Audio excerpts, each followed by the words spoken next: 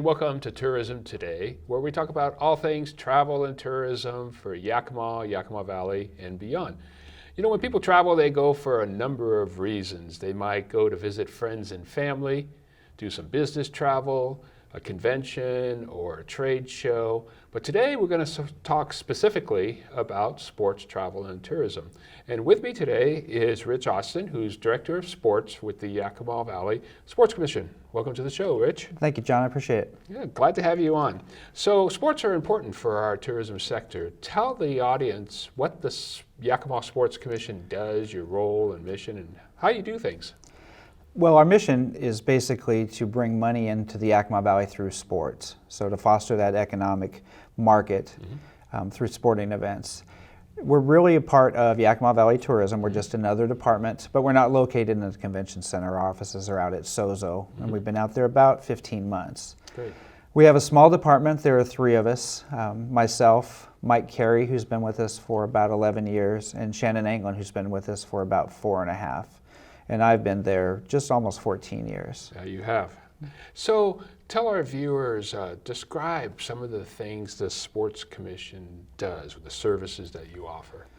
Well, I say that we pretty much do anything that you ask except give you money or sell sponsorships. We basically kind of keep the calendar for the entire Yakima Valley. So someone could call up and say, we want to do an event in May, and we will say that's probably not a good idea because May is our biggest month with basketball and soccer and state championships. So we do keep that big calendar, and then we assist with bids. If somebody wants to put out a bid for a certain tournament or try to bring a tournament to town, we will work with them. We also service the events, so if you have a VIP coming in, we might go see that person, meet with them, or buy them some kind of a VIP gift.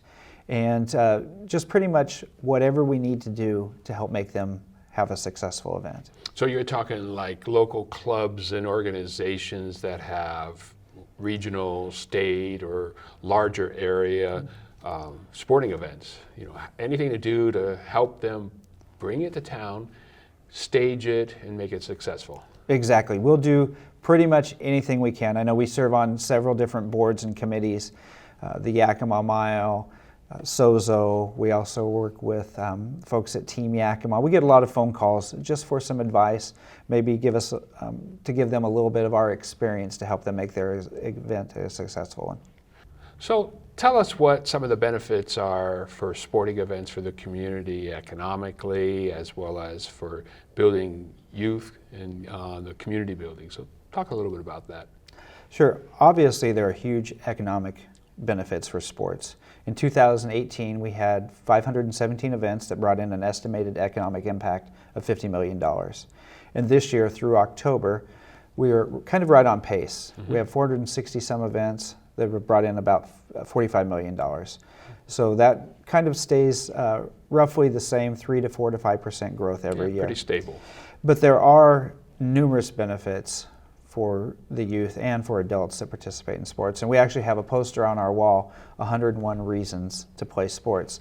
And some of those, it teaches you the necessity of rules and boundaries.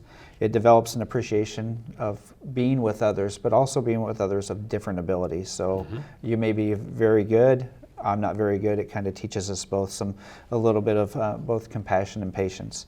It enables us to develop a strong relationship with others and also enhances our abilities to be a catalyst for good in our community. Great.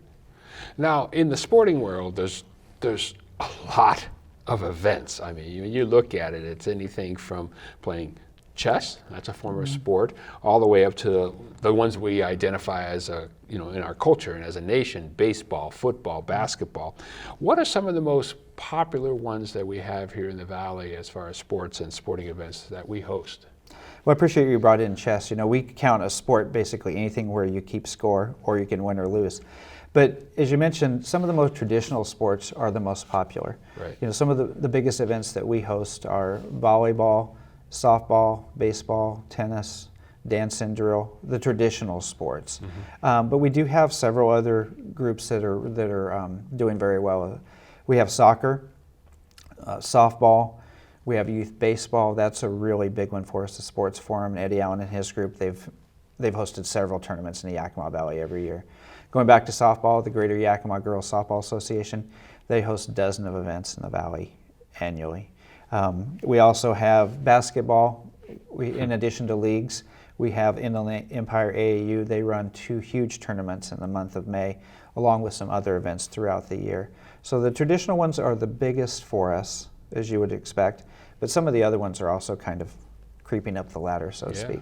Lacrosse, for example, as a field sport's grown in popularity. Lacrosse is one of the fastest growing sports in the U.S. as well as our state, mostly on the west side, but it's really picked up steam over here on the east side as well.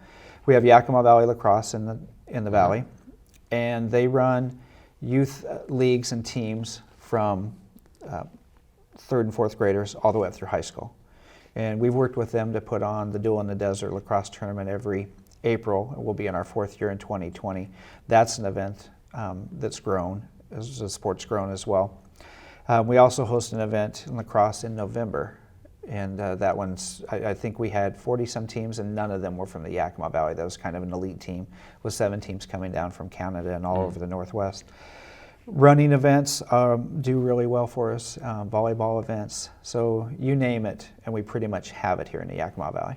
Yeah, and part of that draws to the venues you have in a community. You talk about lacrosse in April, and a lot of people coming from the west side. Certainly our climate and environment helps to assist in that, but likewise the facilities we have here. We've got the Sun Dome, we've got Sozo, Yakima Tennis Club, Zeffo Stadium, Gateway Sports Complex, Carlin Park, and we've got a wide range of facilities.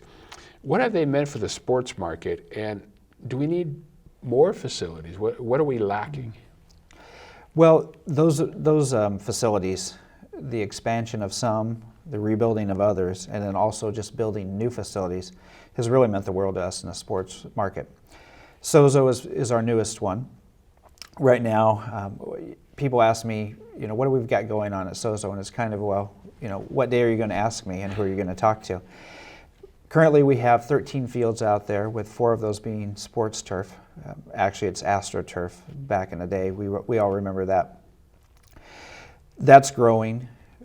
They have 3 more fields planted. They'll continue that as well. And we host a lot of soccer out there, lacrosse, as we talked about. Youth football, Grid Kids plays there all fall, and they have dozens of games every weekend.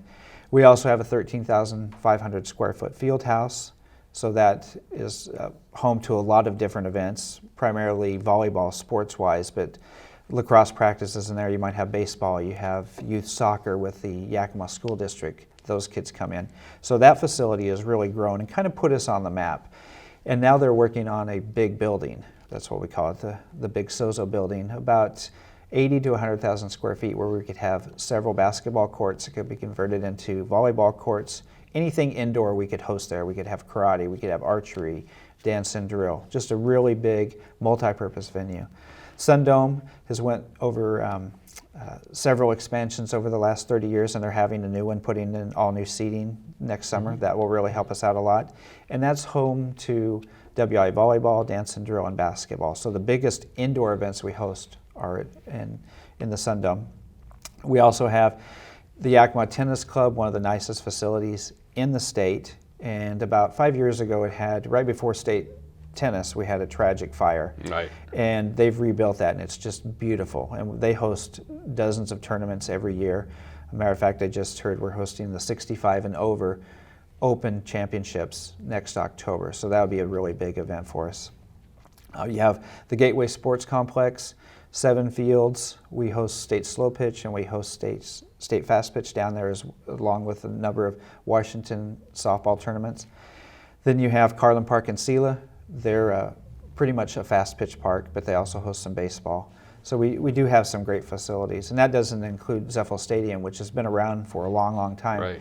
But it's been rebuilt. They have sports turf there as well, and they have the best track in the state at any level. I mean, they have the hammer throw facilities, and we don't even have the hammer throw in high school sports. Yeah. So we could host some bigger events there. So good. So now, in addition to assisting groups in bringing their groups to town and staging their events and being a resource in that regard. The Sports Commission, puts on some signature events. Tell our audience about those and what those mean for the community. We put on 4 events every year. We host in June the Yakima Valley Sports Award Luncheon, which honors athletes, coaches, and team in now 22 high school sports since we've added slow pitch this last year. We host the Die Hard 5K, that'll be June 20th out at Sozo Sports. We host the Hot Shots 3-on-3 tournament, that'll be July 18th and 19th, also out at Sozo. And then we kind of end our year of signature events with the Yakima Valley Sun Dome Volleyball Festival, and that'll be held September 18th and 19th next year. And those are some of the best, we think, other than the WIA tournaments, some of the best events, community-wide events and statewide events that are put on in the Valley. Okay, great. Opportunities for locals to participate, because when you talk about Hot Shots and the 5K Color Run Die Hard, those very much specifically open to anybody who's interested in participating, and always constantly looking at new events for people to take advantage of.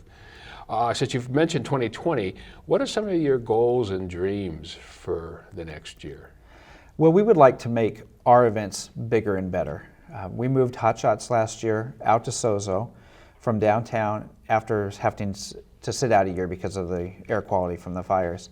So by moving that to June, we took a little bit of hit in our numbers just because there's still high school basketball leagues going on. It's a new location too. It's a new location, new time of year. So we've moved that out of high school basketball, out of that season, and we think that we'll start picking those teams back up. But we really want to grow those events. We really grew the Die Hard last year. It was up 42% from the year before, and we kind of moved it from one location at Sozo to another, and it really took off. Mm-hmm. And so we're really looking forward to seeing that kind of expand and add some components to that as well. But what we really see for next year is just some new events coming into the Yakima Valley. We're working with Greg Liebeck, the new executive director out at Sozo, on several events. We currently work with them on the Duel in the Desert in April, but we're working with them on the Incredible Inflatable Race, which is a nationwide tour. They're hoping that will bring in a couple thousand people, mostly from the Valley, but from also outside. That will be in May on Memorial Day weekend. Then we're hosting the 3v3 soccer tournament, 3v3 Live. That will be on July 11th at Sozo. We're also working with them on the brand new Sozo Soccer Festival, which will be, the tagline is, "It's more than a tournament." That's July 24th through 26th. And there'll be 2 other tournaments at Sozo. And it seems like it's mostly soccer, but that's really where we're expanding into with Washington Youth Soccer and Yakima Youth Soccer as well. We're hosting 2 Washington Youth Soccer tournaments. One will be in June, one will be in August. And then we're working on a new tournament, which is the Central Washington Soccer Showcase, which we would have a girls version in the fall, in September. That's when their season is. And then we would have a boys in March. They do a spring season for boys, fall season for girls. So those are some of the bigger events that we're working on for next year. Okay. Well, it sounds like sports are keeping really busy and up to pace and got a lot of opportunities in the future. So I want to thank you for coming on to Tourism Today, and we look forward to seeing you the next time when we bring you another topic about travel and tourism for our area and beyond. Thank you.